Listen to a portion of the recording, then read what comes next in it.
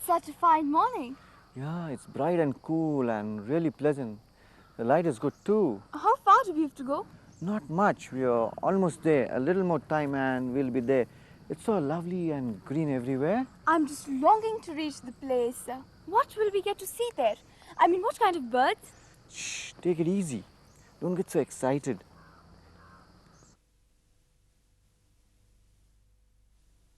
The first thing to remember in bird watching is we are intruding on their habitat. We're not supposed to disturb them in the daily routine. If we make noise and go there, they might just go away and there won't be any birds for us to watch. So we go as silently and as cautiously as possible. So we get to see the birds properly, moving around in the natural habitat in the daily routine. So we go silently now and without making any noise. Come along quietly. Which type of birds will we see? For the ones found around the water's edge, the Do- different types. Yes. Do we get to see them all? Let's try our luck. There are many different types. Most of them we should be able to see if we are cautious and silent. Not only we get to see them, but to study them and photograph them also if you are lucky. And that will be fun. Yeah, let's hope so.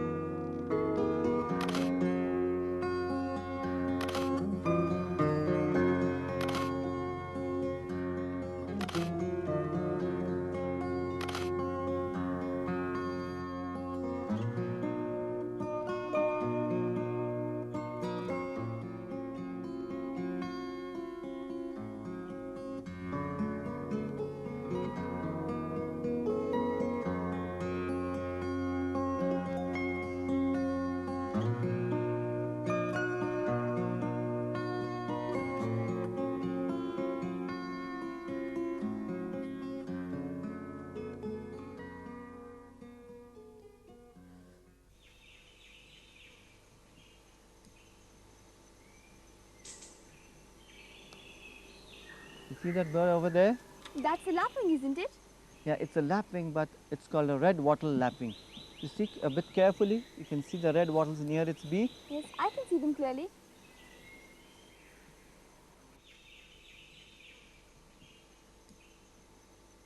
And that's what gives the bird its name, the red wattles near the beak. So it's called a red wattle lapwing. Right. It's running about nicely on the ground. So it's a ground-dwelling bird. Yeah, it always dwells on the ground only. You'll always see it moving on the ground. It can't perch on trees. You'll never see it in a tree. What happens is, it, like other birds, it doesn't have a long hind toe. So you'll always find it on the ground and it's always there only, day or night. It's always on the ground.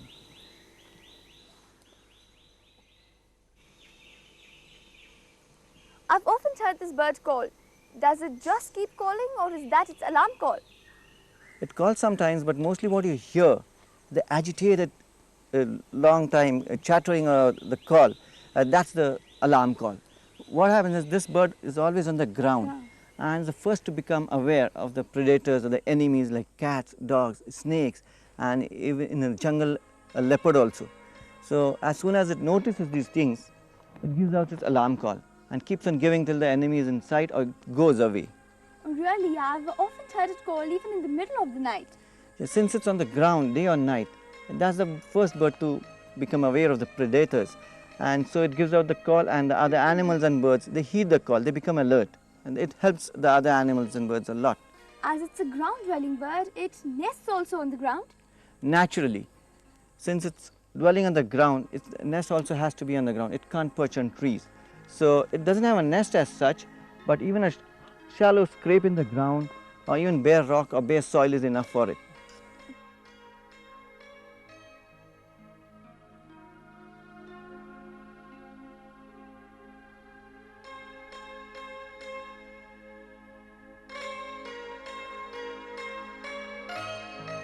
But then, what about its eggs? How are they protected? Camouflage, that's what protects the eggs, lapwing's eggs. You see the eggs carefully, first you won't be able to see them. They merge completely with their surroundings because of the coloring and the markings, and they escape notice from the predator. So camouflage is what protects the eggs over there. And what about the newly hatched chicks? Is only the camouflage enough? It's the same with the chicks, even they depend on camouflage for protection. Even their coloring is just like the surroundings, you know, the dirty brown, and then they escape notice. But is only the camouflage sufficient? No, not only the camouflage, even the parents have to take an active part in the protection.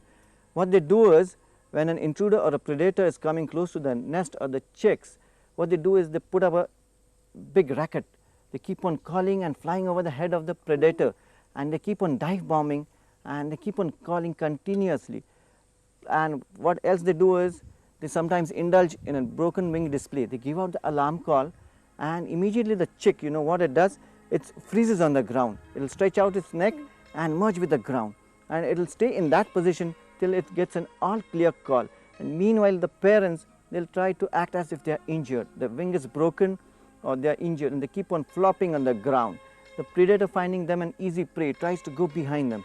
When it comes close, they again fly and put up the same display at a distance. That's how they draw the predator away from the nest. And when the predator, coming to know that it's not going to get them, goes away, then they give out an all clear signal. Then the chick is free to join the parents.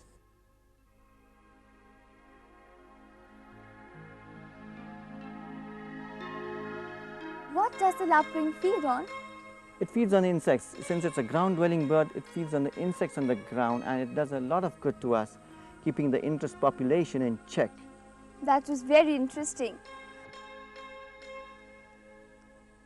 You see that bird there near the water's edge? That's a pond heron, right?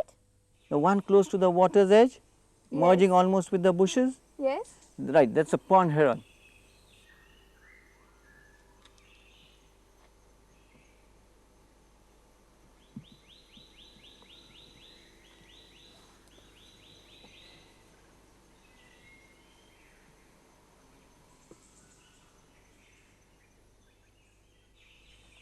This bird's wings are white in flight.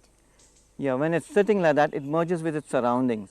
And when it flies, the white wings flash out, and then it becomes easy to notice. Otherwise, it will escape notice sitting like that. What's it doing there near the water's edge? It's just standing still. Is it relaxing? No, it's not relaxing. That's its hunting strategy.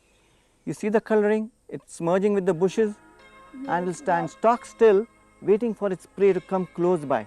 The prey is something like frogs, fish, insects, and it will keep on waiting like that till something blunders into its range. And once it is in range, this bird will strike out.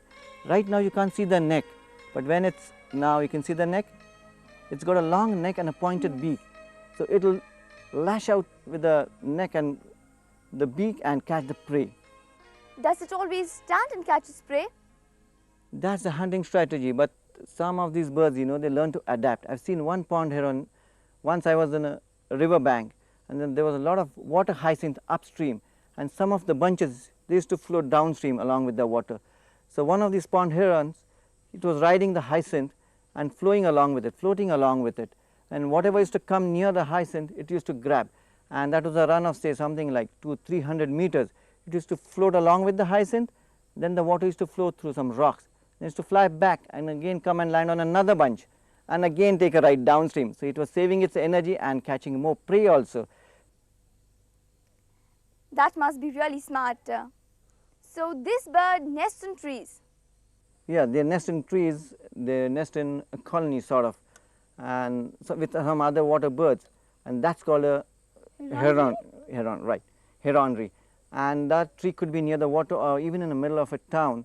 They lay eggs over there, bluish eggs, and they nest in trees, and the nests are safe. I've seen this bird look different many times. Yeah, it does look different in the breeding season.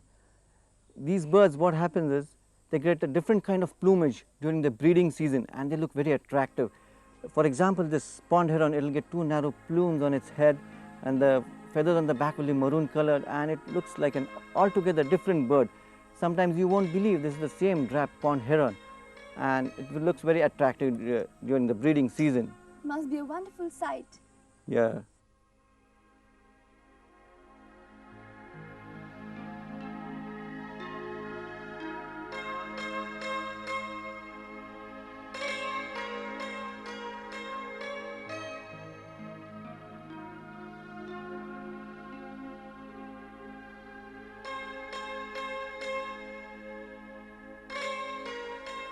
And that other bird which is looking different, is that a cattle egret in its breeding plumage? That one over there, looking different, strikingly handsome, Yes, the same one. that's the cattle egret. Usually, you know, the colors will be just plain white with a yellow beak. That's how it looks normally, but in the breeding plumage it looks very different.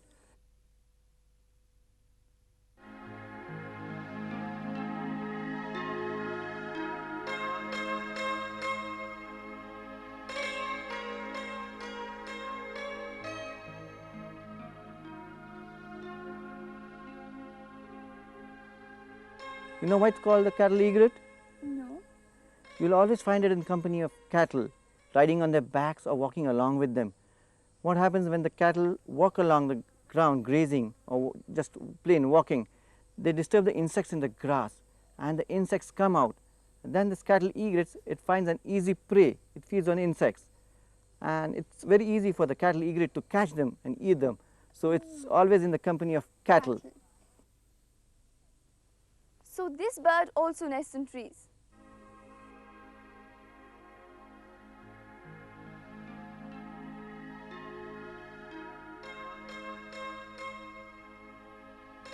Yeah, it nests in trees and it nests in mixed colonies and lays bluish eggs.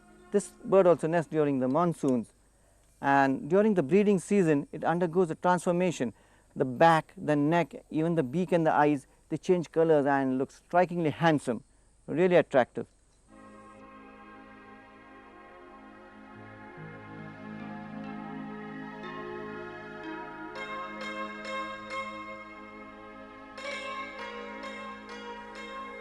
And that slender bird there, that is the little egret, right?